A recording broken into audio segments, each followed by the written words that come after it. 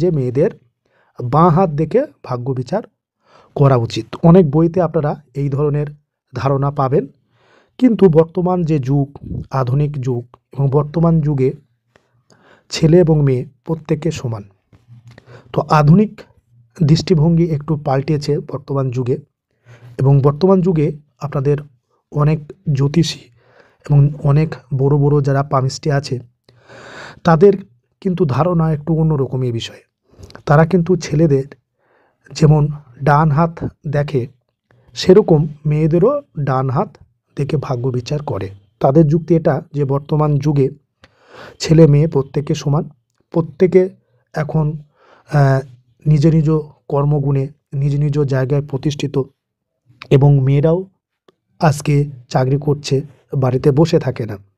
তাই মেয়েদেরও ডান হাত দেখে ভাগ্য বিচার করা উচিত, এবং এটাই সঠিক। তাহলে আপনারা যেটা জানলেন আজকের এই ভিডিওতে সঠিক এবং আসল তথ্য, যে মেয়েদেরও বাঁ হাত নয় ডান হাত দেখেই ভাগ্য বিচার করতে হয়।